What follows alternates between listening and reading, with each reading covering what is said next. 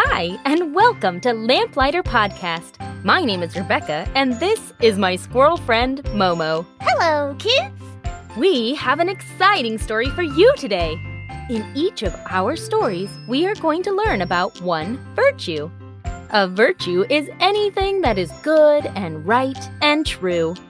Virtues are like little lights that shine bright and beautiful in a story. Can I tell them about letters from Momo? Go ahead. I want to send you a real letter in the mail once a month. In my letters, I will tell you more silly forest stories, talk about virtues, and show you a real historical person who practiced that virtue. Oh, and I'll also talk about acorns. If you would like to get letters from Momo in the mail once a month, just ask your adult to visit lamplighterkids.com. If you sign up before the 20th, you will get a letter from Momo for that month. Visit lamplighterkids.com for more information. So, are you ready? Come and listen while we light the way to your imagination.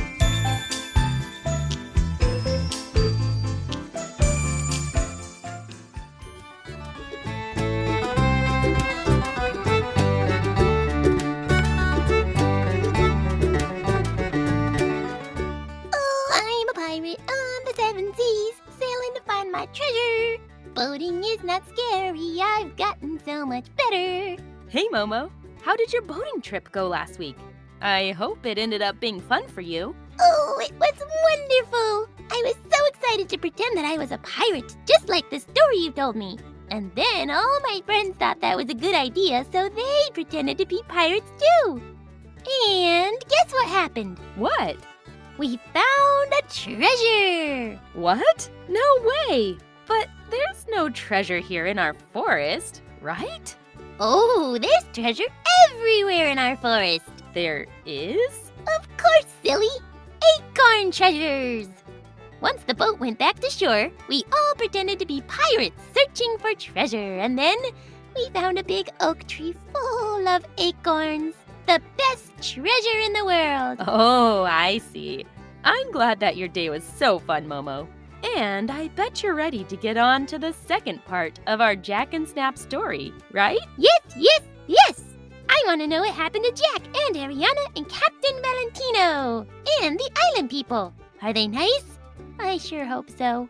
Well, let's just find out, shall we?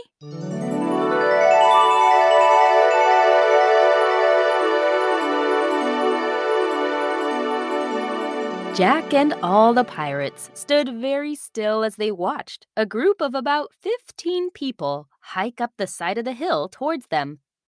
Jack looked over at Ariana, who was standing tall, trying to be brave, but he could see her hands shaking by her sides. Jack wondered if maybe this was a good time to run. Maybe he could somehow find his way back home. But something deep down told him that he needed to stay. That this was part of his adventure, whether or not these people turned out to be nice. Finally, a woman who was leading the group of strangers up the hill stopped a few feet away from Captain Valentino. Jack watched Valentino bend down in a deep bow. "Hello," he said slowly, hoping these island people could understand his language. "We are not here to hurt you. We've come in peace." The woman's eyes became thin with suspicion as she looked at everyone slowly. Jack looked at the men and women standing around her. They were all looking at her, waiting to see what she would decide. Then, with a thundering cry, the woman lifted her head up and began to laugh loudly. Ha ha! Every single pirate jumped at the sudden sound. Following their leader, the men and women surrounding the woman began to laugh too. Then the lead woman ran towards Captain Valentino, and something very surprising happened. She gave him a big hug. Captain Valentino looked as surprised as Jack felt. "We are so glad you came," said the woman, letting Captain Valentino out of her large hug and turning to look at all the pirates. "My name is Olina. I am the leader of our island village, and we are pleased to have you here. You guys have come just in time to help us." Olina's joyful face lost all its happiness for a moment as she looked at the ground. "You see, my precious daughter, my little Enoa, has fallen gravely ill these last few months. We have tried every medicine on our island, every flower and every root, but it seems she can't get better here. I have been very distraught, but when I saw your ship come in this morning, I hoped with all my might that you could help us. Maybe you had a different medicine on your ship that would work for my daughter, or perhaps a different doctor who might recognize her disease." Olina's face looked eagerly at Captain Valentino, who looked at his crew. He was thinking what everyone was thinking. They didn't have any medicine or a doctor on their ship. Captain Valentino's eyes landed on his own daughter, Ariana, and he sighed. "My dear Olina, if we had anything that could help, we would, but I'm afraid that we are a treasure-hunting crew, not a medical crew. There's nothing we can do to help." Olina looked for a moment like she wanted to cry, but then her face became strong again. No, perhaps you can still help. Why don't you come to our village and look at my daughter? Perhaps you know of illnesses we do not. You are from another land. Perhaps there is something you've seen before. Please, come with us and see." Captain Valentino looked down at the treasure map in his hand, his eyes wandering over the large red X, the treasure he'd been searching for years now. "Please," Olina's voice whispered, "you're our last hope for my daughter."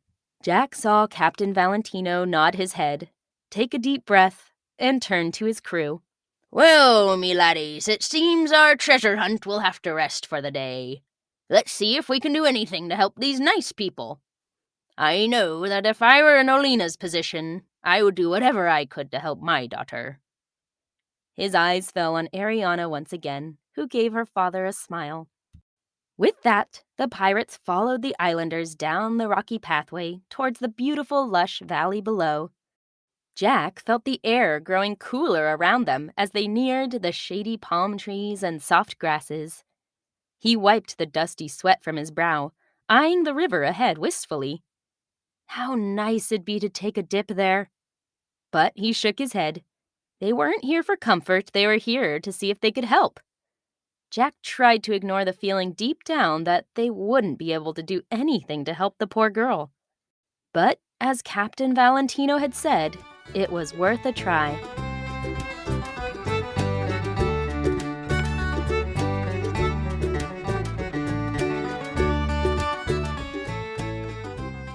As they suspected, the pirates didn't have any new ideas to help Olina's daughter, Inoa. Captain Valentino and a couple of his top mates took a look at the sick girl and tried to come up with ideas to help her, but everything they suggested had already been tried by the desperate islanders. After a couple hours, as the sun was setting, Olina thanked them for trying and sat down sadly around a large bonfire that was being stoked in the center of town. "Well, thank you for trying. I just thought, maybe, well, it doesn't matter now." Olina stood up and forced a tight smile on her face. "Why don't you and your crew stay the night here? It would be rude to turn you away into the night. We have extra huts for you to sleep in, and our food is always abundant." As if in response, a large group of island people walked by, carrying large pans of delicious-smelling foods. They placed them around the fire, and slowly, villagers began to arrive from all over to eat together. Jack and Ariana, who were both very hungry at this point, were happy to gather their bowls of food and eat around the fire as the night sky darkened. Jack looked over and saw Captain Valentino talking to Olina. He could see that the old pirate felt horrible about not being able to help. Jack felt bad too and wondered what all of this meant for their treasure hunt tomorrow. Would Captain Valentino still want to find the treasure? He lifted the bowl and drank the last flavorful juices. After a full day of hiking in the sun and a full belly, he began to feel his eyes getting heavy. He wanted to stay up to hear the plans for tomorrow, to see if they'd still hunt for treasure or maybe just leave the island without it. But he couldn't stop the wave of sleep as it took him away into dreamland. "All right, you scallywags, get your lazy legs off those beds and get up, all of ye." Jack awoke to the booming voice of Captain Valentino. He looked around and saw that someone had moved him into a comfortable bed in one of the many village huts. Ariana was laying on a bed next to his, stretching and rubbing her eyes. "My dad sure knows how to wake up a village," she said with a yawn. Jack sat up, seeing all the pirates around him scramble to get dressed as Captain Valentino continued to yell at them to hurry up. "I did me a lot of thinking last night and realized that we've just got to find that treasure today. And once I decided that, I figured why wait another moment? Let's get everyone up before the sun. That's what I said to myself, I did. So up, you lazy bones. The sun is coming, but we gotta beat it to that treasure." With a simple, quick breakfast of island fruits, Jack followed the pirates out of the valley and back up the rocky cliffs. He couldn't help but notice the determined look on Captain Valentino's face, and he wondered what he was so worked up about. But he didn't have much time to think about it. Soon he was breathing heavily and feeling the familiar heat and dust of the island hit him. He wondered just how long they had to hike to get the treasure today. He sure hoped it wasn't much longer.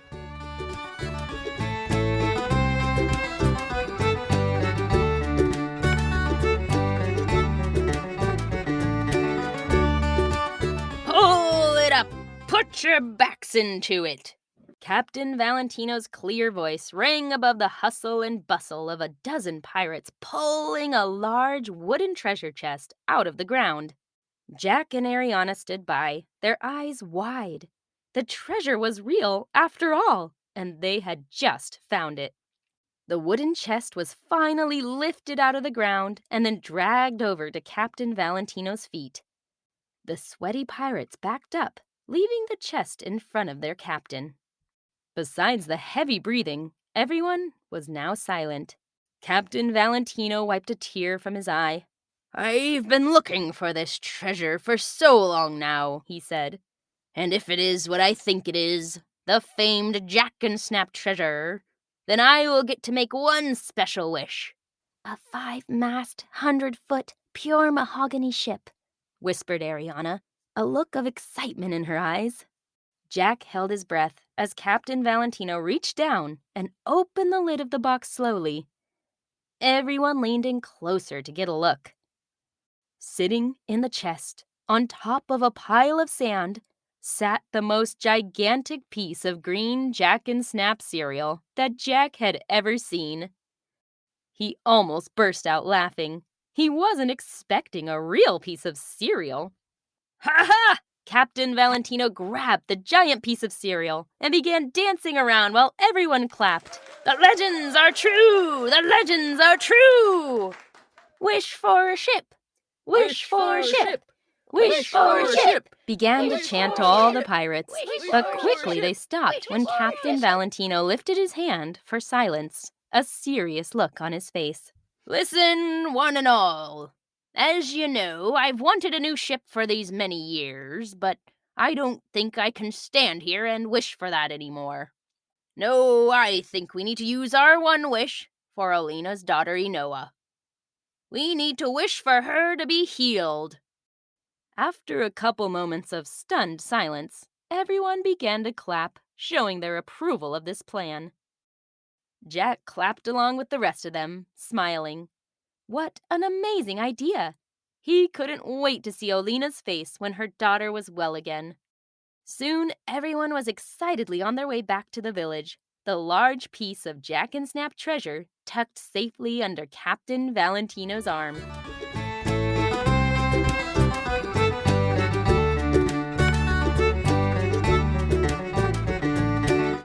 A few hours later, Enoa was healed of her illness.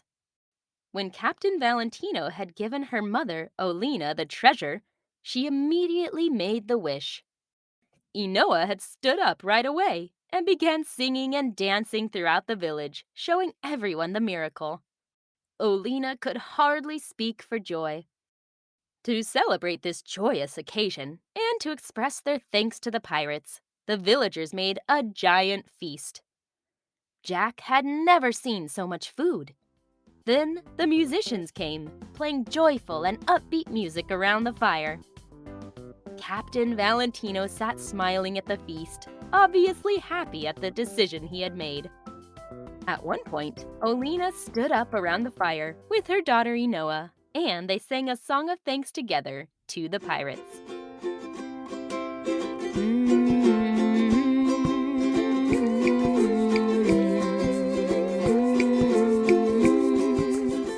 Thank you for giving us the Jack and Snap treasure. We were feeling so sad, but now we feel all better. You saw what we needed and you decided to help us in our needs, so now we say thank you!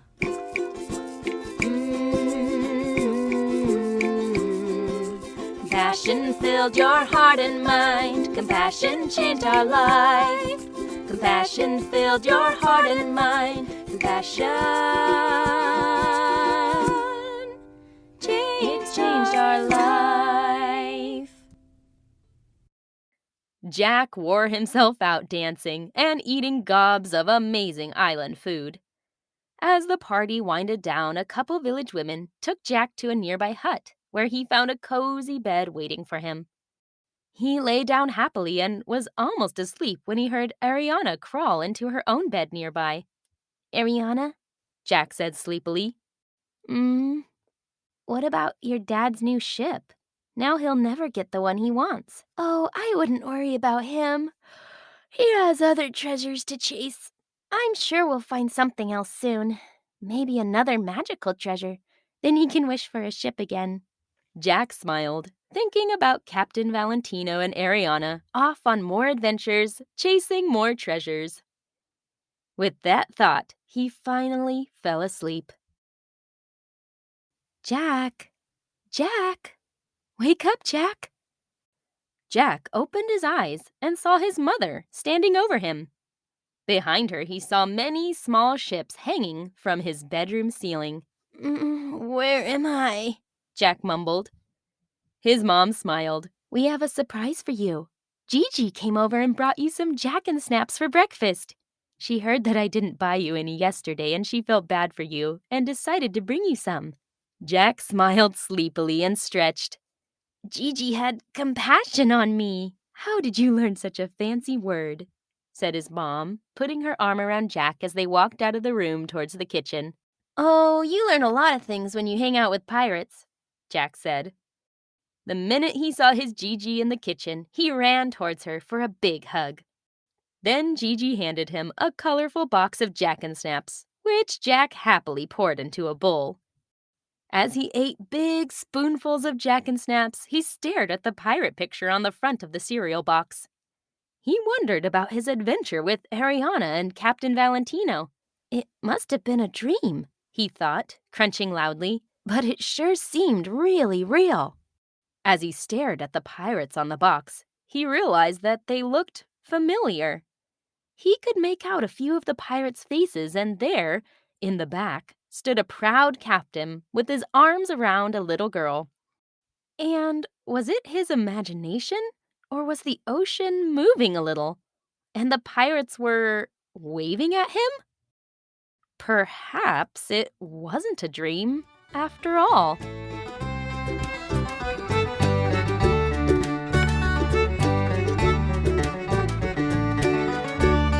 Wow, did Jack really go on that adventure then? It sounded more like a dream, but now I'm not so sure. That's the point, Momo. It ends a mystery. But one thing isn't a mystery in our story: our virtue. Compassion. Captain Valentino had compassion on Olina and Enoa, so he ended up giving up his wish for a new ship in order to help them out. When you have compassion for someone, it means that you feel for them when they are going through something hard. Often, compassion leads someone to help someone else, just like in our story today. I wish I had found the Jack and Snap treasure, though. I know what I would wish for. Oh, really? What's that? 1,000,000 acorns! I could have guessed that. I'm sure we all have ideas of what we'd wish for if we had one wish. I think I'd wish for A quiet day in the mountains with a good book and a cup of tea. That sounds a little boring to me. I guess it would to a little squirrel like you. Okay, it's question time. Question 1. Do you think Captain Valentino was sad about giving up his one wish for someone else? Why or why not? Question 2. Has anyone ever had compassion on you? How did it make you feel? All right, thanks for joining us for the conclusion of our story today. Momo and I are going to be taking a little summer break for the next couple months. But don't worry, we'll be back in September to share more fun stories with you.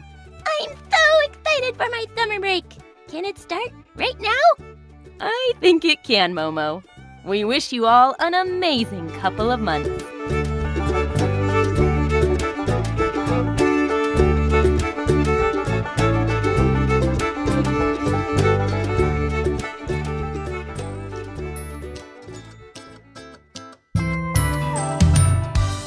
Thanks for listening to Lamplighter Podcast today. If you liked our story, please leave us a review. It really helps other listeners find these stories. If you're interested in subscribing to Letters from Momo, just visit our website at lamplighterkids.com. I also love to hear from my listeners. You can email me anytime at lamplighterkids@gmail.com.